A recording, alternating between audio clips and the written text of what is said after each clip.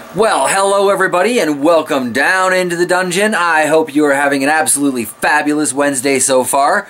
I am in a ridiculously good mood because today's install was super easy, and I have to say what a wonderfully friendly guy that I did the install for too. So yeah, my Wednesday has gone amazing so far, and I really hope you guys are all having at least something approaching that. As an added bonus, the Mead stuff that I was expecting to arrive today actually arrived today. Can you believe it? The post delivered something on time. It's a little freaky, a little weird. Not quite sure what to do about that. And actually, now that I'm looking at the basement itself with the carboy and everything here, I'm realizing I need to do some rearranging, because I think I'm supposed to keep this somewhere dark and warm but not hot, and cool but not cold. I don't really have like another table or anything down here, so I'm kind of thinking that I need some shelves in this little space. This little cubby is the electrical room down in our dungeon. Want to see something freaky? Oh, those wires. One day, if I win $1 million or so, I really want to get this place rewired. There's some questionable stuff going on with these wires, but so far, you know, I haven't had any fires or anything to put out. This one here on the end, though, this sucks. This is stupid. We have an 18 kilowatt electric furnace to heat the house, and here, you'd think this sucker here is a monster breaker, but it's not. It's got two little fuses in there, and all winter long we blow these things. You never know which one is gone. So I have to keep coming down here in the cold, taking my chances, flipping those fuses out. And Shock's made me do a video on that for the farm channel in case she ever has to do it when I'm not around. But I would like to replace this with a breaker. Are there any Sparkies out there? Can I get an 18 kilowatt breaker, so instead of replacing the fuse I can just come down here and slap the switch? Completely irrelevant to what I'm going off about today. I don't even know what this box is. Is it open? I probably shouldn't look into that too heavily. And then yeah, we've got a standard electrical panel here. But anyway, back to the topic at hand. This is my downstairs water. I'm thinking the washer and dryer were here once. But as you can see, there's a fair bit of light that comes in here just from having the basement lights on and the grow lights and stuff on. But I'm thinking over here, this is actually kind of darkish. This is basically the darkest spot in the dungeon when the plant lights are on. So I'm thinking maybe if I put a table along here or some sort of shelving unit, then why is my camera getting all fuzzy? It doesn't like the lighting conditions. Okay. So we'll try over here. I'm thinking maybe a table or a shelf like I was saying, and then I can set up my brew stations here, because when I did the Mr. Beer earlier, it was kind of sitting right here where the tomatoes are, but this is no longer a feasible plan because I've got rather a lot of light down here now. Rather a lot indeed. So let's check out what we've got in the box, the handy dandy Amazon box. This little tiny packet here is 10 little satchels of champagne yeast, and it is the 11D18 champagne yeast. So 1,118. I know it's not 11D18, but what can I say? I like those Hobbit moments. In here we have a 1 gallon carboy with stopper and airlock. So that's excellent. Nice clean glass, that'll be good to work with, and it's just a gallon, so I'm not really committing to too much. It does feel like kind of a waste to use one of these on only a gallon when it will do up to I think it goes up to 5 gallons for one satchel, but I'm testing things, I'm learning, and at $2 a pop, that's really not so bad. It's the honey that goes into this that's the expensive bit.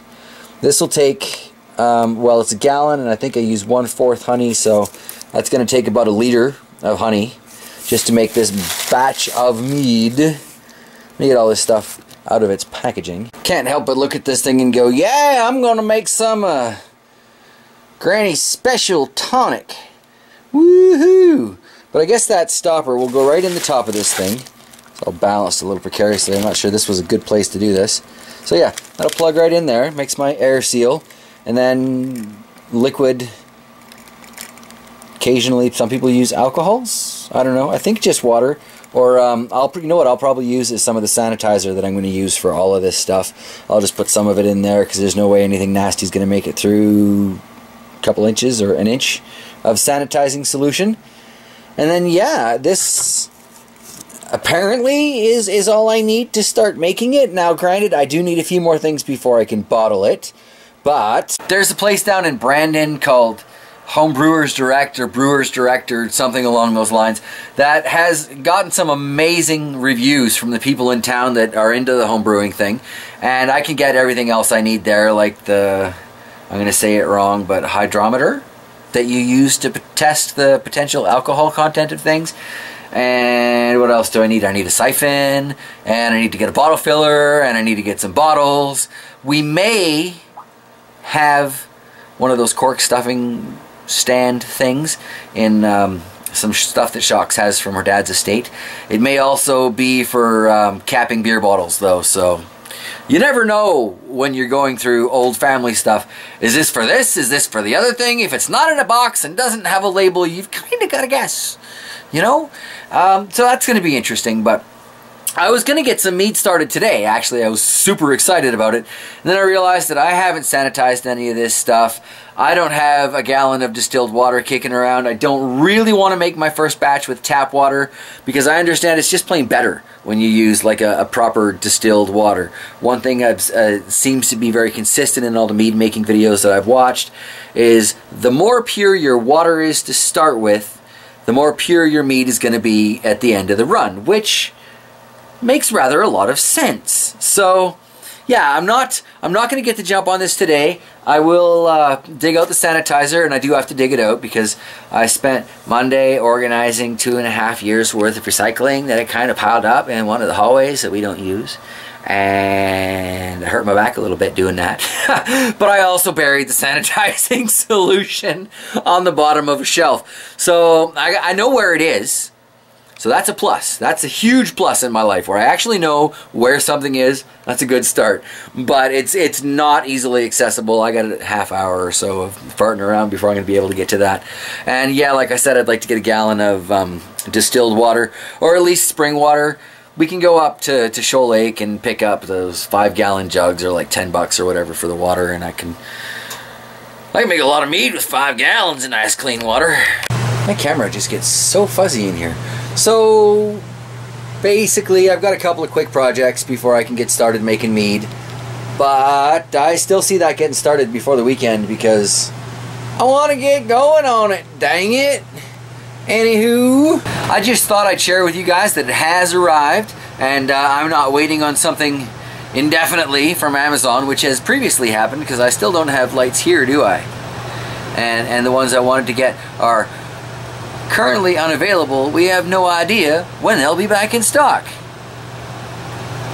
What a surprise. However, I did find it's designed to be put on the outside of a barn, okay? But I did find a floodlight. It's a monster 200-watt floodlight for about $150. It runs at 6,000 Kelvin and has 2 giant LED panels that are very, very weatherproof because, like I said, it's designed to be on the outside of a barn, lighting up your field. So that price is basically the same as I paid for that little light over there with the Enterprise on it, but it runs at almost the same color as the fluorescent because that's a 6,500, and the floodlights I'm looking at are 6,000.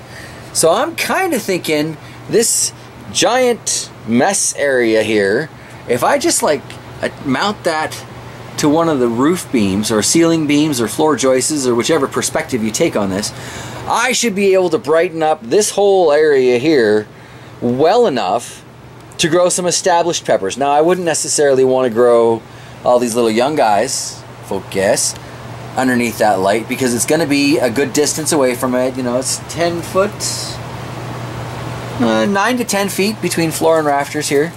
So probably too far to be putting little plants like this, but I'm thinking it might work for things that are about this size, and it would free up more of my table space for the smaller plants. And like, I want to have 42 different varieties of pepper plant down here, all growing at least this size or better, so that I can clone them, right? Like, that is the long-term goal here.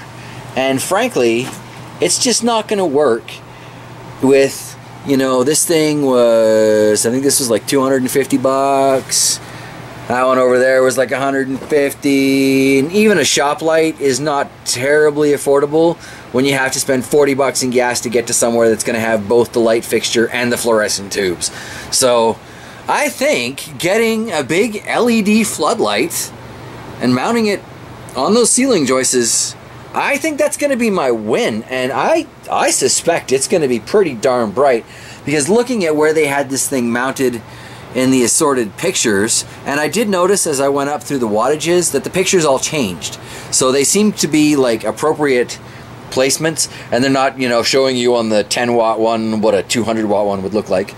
Actually, it was the 10 watt ones that got me looking on it in the first place, because I'm thinking I can get some of those 10 watt ones and I'll wire them in here, because they don't have the plugs, so I could just kind of wire them all together and put it on a single plug and jimmy it up, you know, same as everything else in the house, really. But I'm looking at that going, okay, so those 10 watt ones are like 30 bucks each, basically the same price as those lights there, so why not just get one of those? Then I started looking at the bigger sizes, and it's like 200 watts for 160, 150 bucks. I think I'm going to have to try that. Now, obviously, I'm going to have to wait to try that. But, I mean, even these lights here, these are 5,000 Kelvin, and the tomatoes seem pretty darn happy with them.